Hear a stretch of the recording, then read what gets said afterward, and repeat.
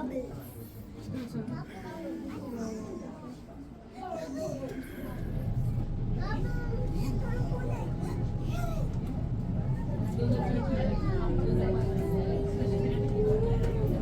already one at the top. Bus at the top. Not bus. Wait, there's red light. Yeah, it was red light when we saw What? Mama, it's gonna close. Mama, I want to be at the back.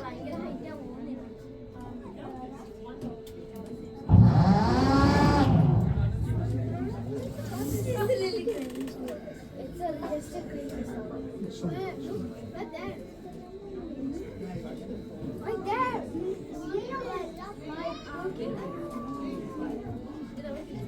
What's the name? I look at the emergency.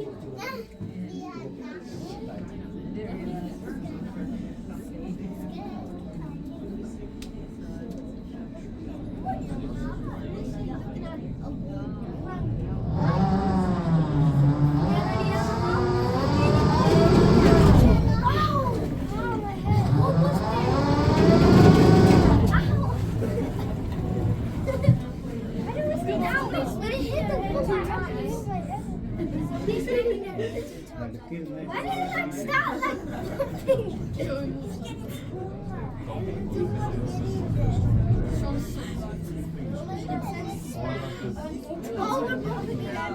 like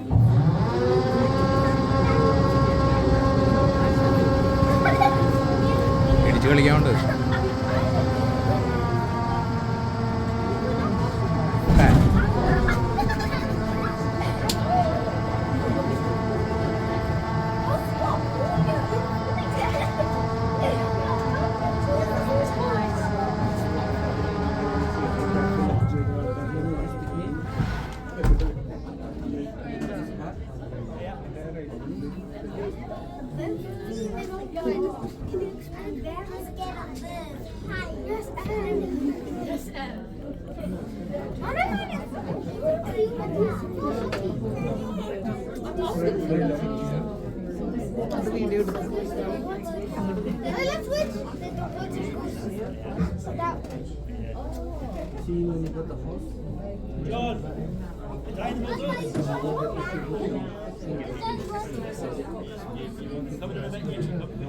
Oh, Mom, I have wheels.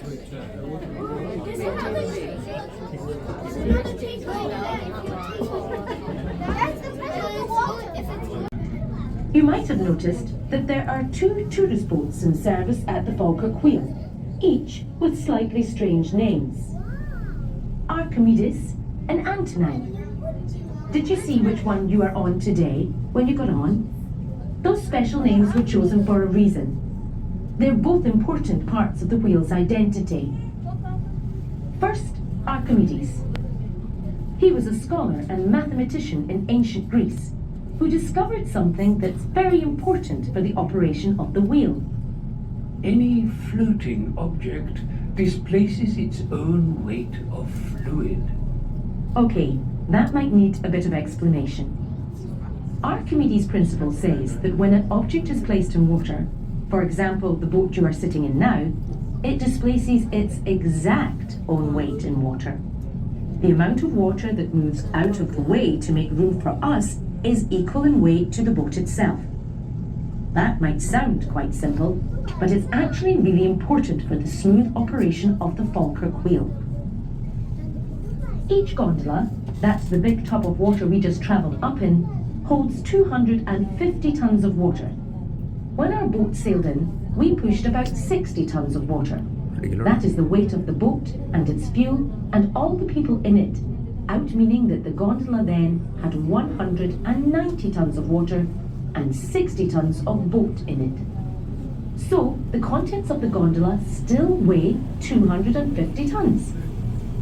The clever part is that the other gondola will also weigh exactly 250 tons as well. We are evenly balanced with them. And that means that it only takes a tiny bit of energy to get us moving around the central core of the wheel. We're balancing each other out. So while you might think it would take a lot of energy to lift 250 tons of steel, water boat and to the gondola at the bottom and travel up to the Union Canal with us, of course they displace their own weight too. And there are footpaths here as well, leading up. On the right side of the boat, as we enter the tunnel, you'll see a sign reading Rough Castle Tunnel. A castle? You can't see a castle near here. That's because we're about to travel underneath it. Well, almost. There's a Roman castle fort on the hill really quite close by. It was placed there around the year 143 AD as part of a network of military bases built by the Romans to defend the area. These forts were linked by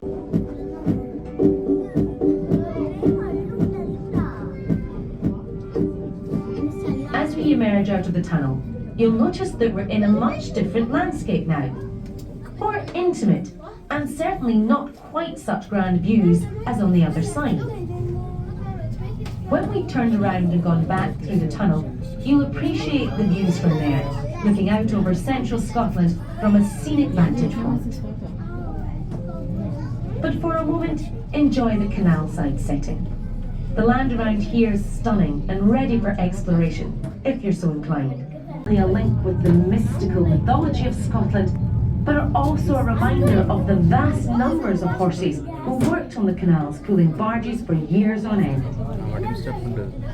Today we run our boats on diesel. Compared to days gone by, it means there are no horseways left by the side of the canal towpath anymore. And we can now travel faster and in almost all weathers too.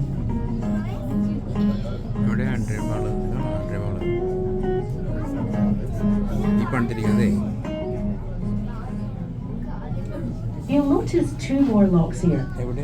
These take boats to the main level of the Union Canal, another 7 metres up, making the total height above our starting point 35 metres. This then runs as far as Edinburgh, which, if you were to sail there today, would take about 9 or 10 hours. But most people on a pleasure cruise do it over a couple of days. In fact, these locks were installed as part of the renovations to the canal system and the installation of the Falkirk wheel. The original Union Canal ended some 2 kilometres further on from here, where the flight of 11 locks carried canal traffic up and down between here and the Forth and Clyde Canal below. And from that level, 2 locks up from here, the Union Canal stretches all the way to Edinburgh without a single lock. It's a feat of engineering and construction, laid out by the canal's designer. Your skipper might point some of these out to you as you descend. As we come to the end of this boat tour, it's impressive to think that the Falkirk wheel wasn't actually built as a tourist attraction. There was no visitor centre here originally, and boat trips like these didn't take place. But people came to visit the wheel out of their own curiosity. They came from all over the world to wonder at this architectural and engineering gem. So we started running trips, and the Falkirk wheel has gone from strength to strength. And now you visited too, and ridden this unique part of the Scottish landscape.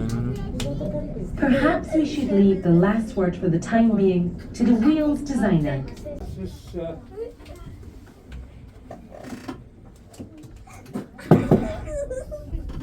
That's us back in the gondola again. Anybody managed to spot the kelpies? No?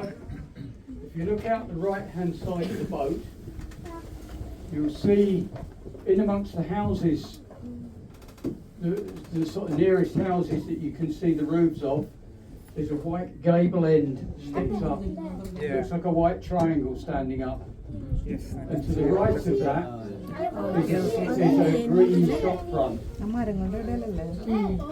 If you then bring your way right up to the very top of the trees above that, you can just make out the kelpies. They're rather grey at the moment because they're under the clouds. Reinstating that. It would have also taken you 6 to 8 hours to get a boat from one end of the Slight to the other. You can start on the Forth and Clyde Canal now and be up above the top locks in under an hour. So it's quite a difference. The other thing is that when you operate a lock, you lose around about 60,000 gallons of water, and because of the control systems on this, we use no water. We take our own water up and down with us, and when the locks are operated either up there or down at the bottom, they can pump water back to replenish what's been lost. We've obviously all had a very dry summer this year. Us here, nothing like as dry as the south of England, but dry enough to cause the level of the Union Canal to drop quite significantly. But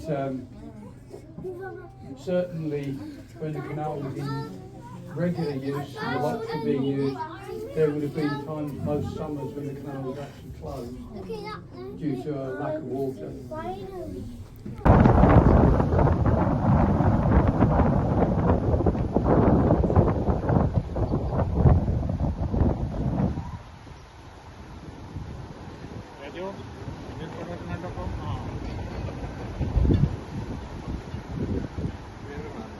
Dada, look at that boat is coming up here.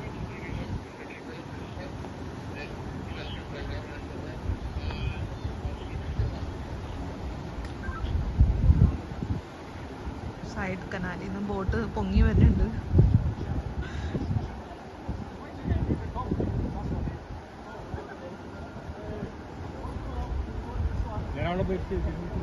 Wheel is going round and round.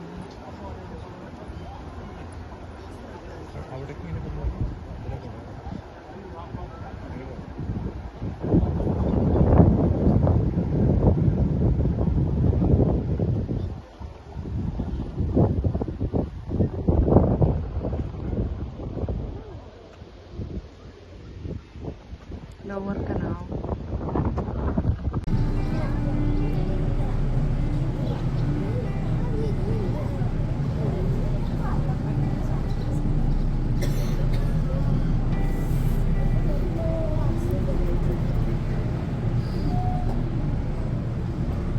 You might have wondered why we went to the trouble of creating the Falkirk wheel. You'll remember that the two canals had fallen into a state of disrepair in the late 20th century, and they weren't used for transporting goods or people anymore. It might have been easier just to fill the canals in and forget about them altogether. But then, in the late 1990s, it was realised that the redevelopment of these waterways could create what became known as a corridor of opportunity right across the central belt of Scotland. And there were plenty of enthusiastic volunteers too, who wanted to see their local canal brought back to life, rather than sitting there abandoned. The Millennium Link project saw these canals repaired and reopened, and at £84 million was Britain's most ambitious canal restoration project ever.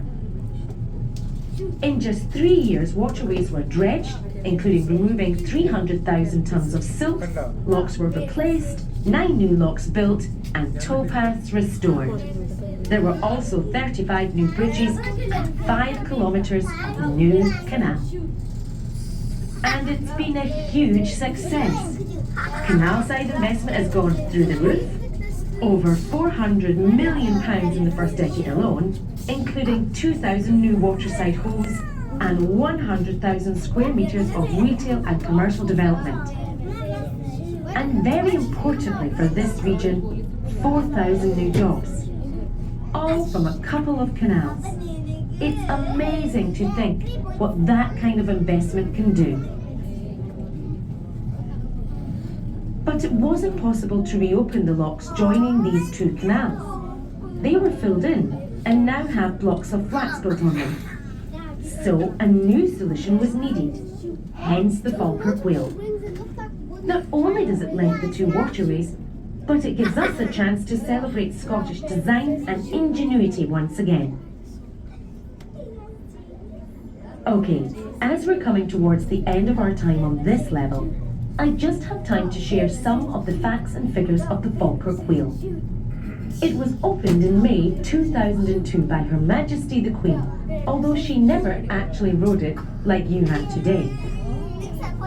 There are 15,000 bolts in the structure, pressed into 45,000 bolt ropes, and each one was tightened by hand.